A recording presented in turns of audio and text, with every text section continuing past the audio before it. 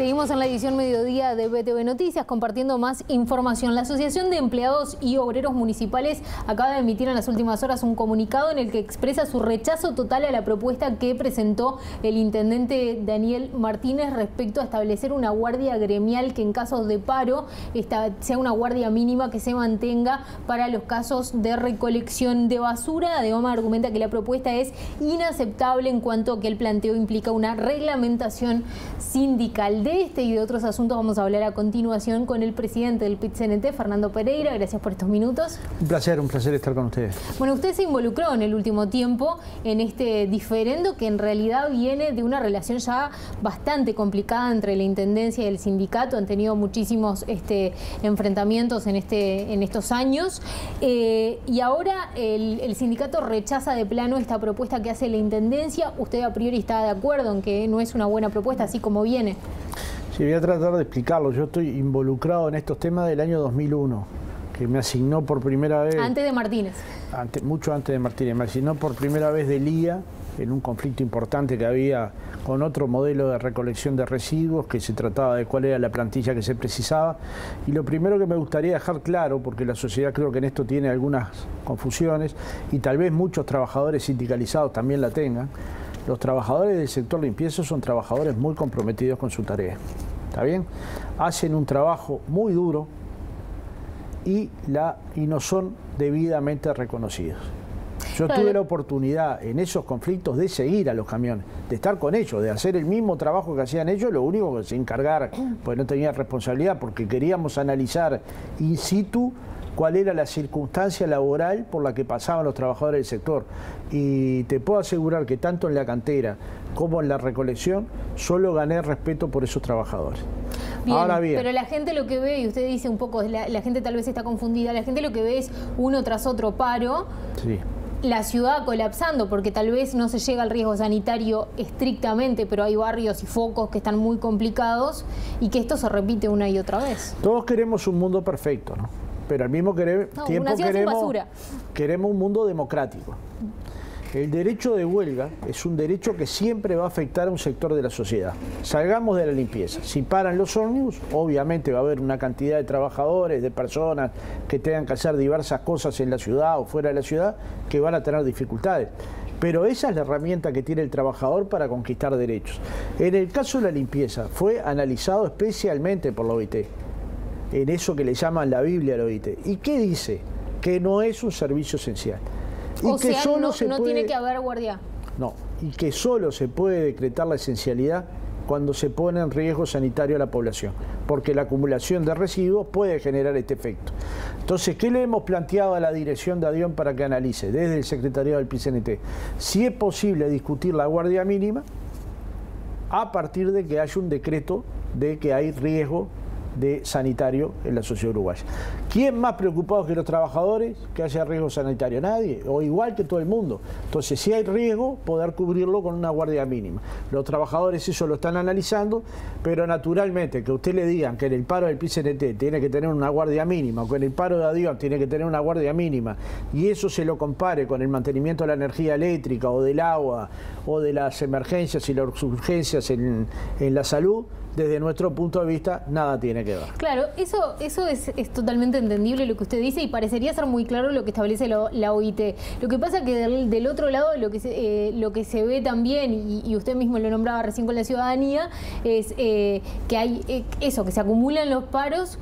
Y no sé si usted entiende que se hace paro lo suficiente o que si cada paro está bien justificado y que la solución termina siendo que se acumulan por días y después volver a la ciudad, a poner a la ciudad un poco en equilibrio es bastante complicado. Nosotros tenemos que trabajar muy especialmente, insisto, en el reconocimiento a esa tarea, que muchos no la querrían hacer, sin lugar a dudas, ni no es la tarea que muchos desean para sus hijos.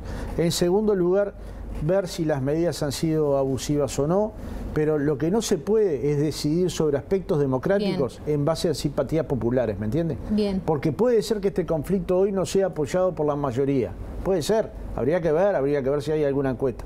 Pero usted no puede tomar una decisión de carácter democrático que violente derechos democráticos simplemente porque tiene una mayoría circunstancial en contra, que se puede entender en este caso y en el de los ómnibus y en algún momento en el de la educación, pero que usted debe defender los derechos democráticos. Y un derecho democrático y constitucional es el derecho a la huelga, que es una herramienta que tiene el trabajador, que desde mi punto de vista hay que usarla con mucha responsabilidad. Yo ya más de una vez se lo he dicho acá en el programa, hay que usarla en primer lugar con el apoyo de la totalidad de los trabajadores del sector, en segundo lugar con todos los sindicatos entendiéndola y en tercer lugar conversando con la sociedad, porque naturalmente algo que lo va a afectar tiene que poder entender por qué motivo está el conflicto, qué cosas están tratando de conquistar los trabajadores. ¿Y cómo analiza usted entonces, teniendo en cuenta que parecería ser tan claro esto que establece la OIT, esta propuesta que hace el intendente Daniel Martínez, a la luz de lo que plantea el propio sindicato, que dice que primero que esto es un chantaje porque le están diciendo que si no se llega a una solución con ADEOM en realidad van a poner una licitación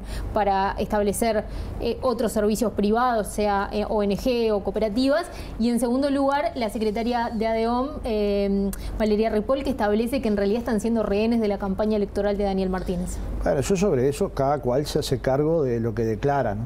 Sin lugar a dudas, pero usted lo ve de esa manera. Yo adjetivo poco, porque yo después tengo que seguir hablando con todos. ¿Está bien? Lo que doy es mi posición, pero adjetivo poco porque me ha tocado la responsabilidad de ser electo presidente del PIT-CNT, igual que a Marcelo le tocó la responsabilidad de la Secretaría General, y tenemos que buscar después diálogo, no solo para DIOM, sino para otros sindicatos, con lo cual hay que adjetivar poco y trabajar mucho. Parto de esta base, la propuesta de la Intendencia no es razonable, nosotros le hemos hecho una propuesta a DIOM y cuanto más dificultades hay, más diálogo tiene que haber.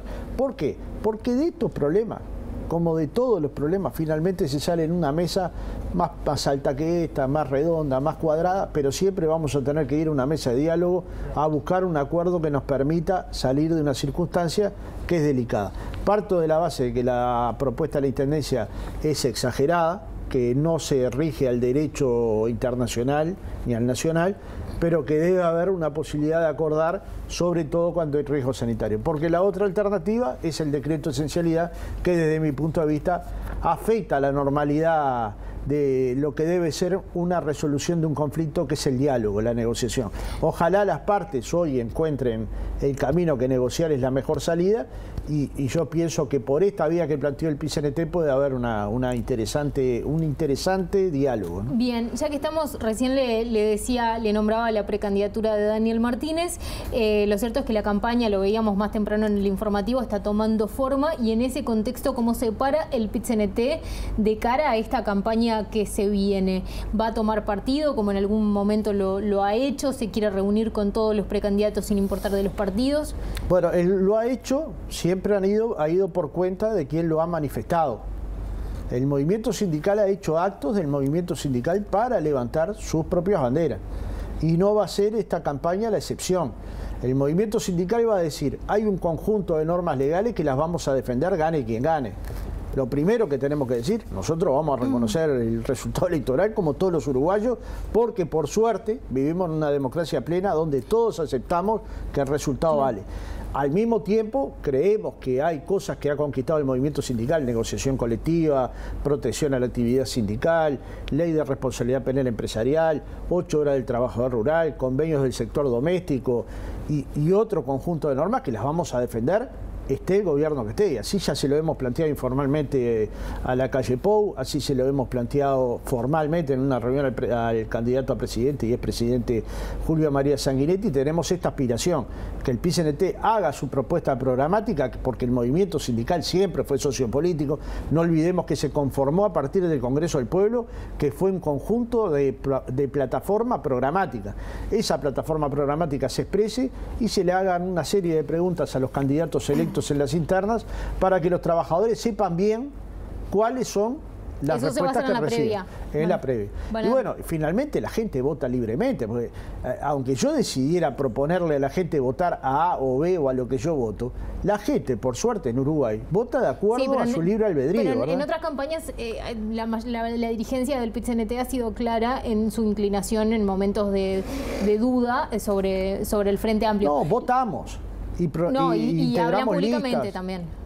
Bueno, yo no, Han habido actos, etcétera. De todas maneras, actos del PIT-CNT donde se hablara de vote a tal partido. No, nunca, por supuesto jamás. que no, pero sí de defender cosas que han ganado en el Frente Amplio, bueno, con el Frente Amplio, y entonces ¿qué le parece? Antes del Frente Amplio no había negociación colectiva. Hoy negocia 95% de los trabajadores. ¿Usted cree que es lo mismo? El otro día ustedes tienen negociación colectiva, ¿me explico? El otro día la calle Pau decía, este es el año de la alternancia. El PIT-CNT se está evaluando el escenario en el que pudiera ganar la oposición, ¿cómo sería? Y cómo no. Y tengo que ir a negociar con la calle, yo ya se lo he dicho, si gana la calle, se lo dije al padre cuando fue candidato a presidente en oposición a Mujica y perdió, que si ganaba, al otro día nos sentábamos a conversar.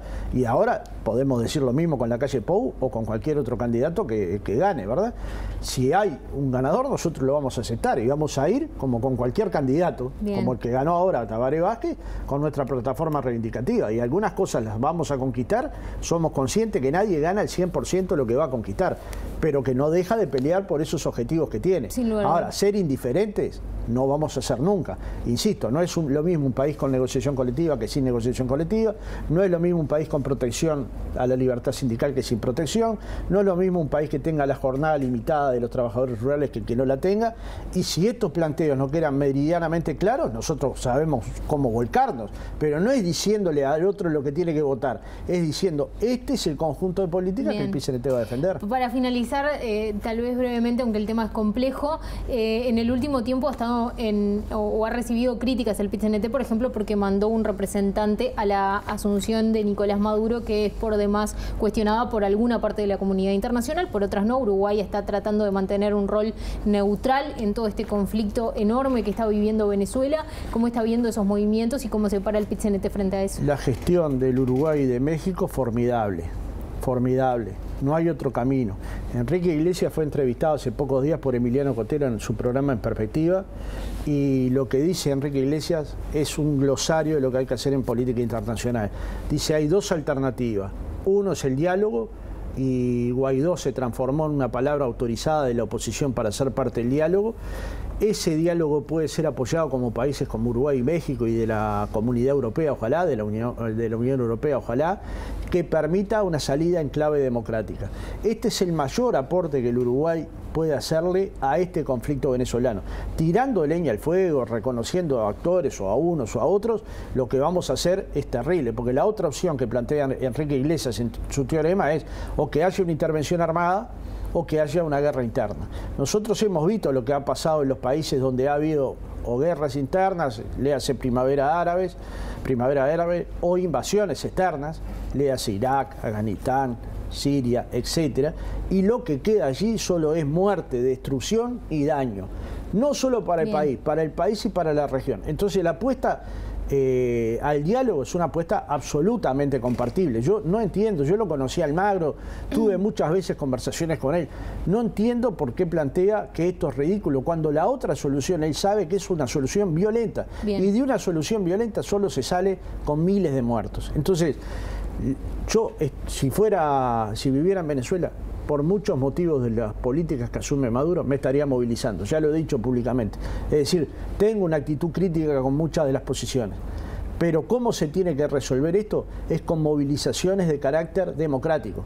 Si usted sale a manifestarse armado, violento, bueno, usted ahí no está haciendo una contribución a la salida democrática. Entiendo que los venezolanos están pasando una crisis inmunitaria muy dura, lo entiendo porque mi familia vive ahí, y lo entiendo porque tengo muchos compatriotas con los que hablo y sé de las circunstancias. También sé de las diversas posiciones que dentro de Venezuela tienen.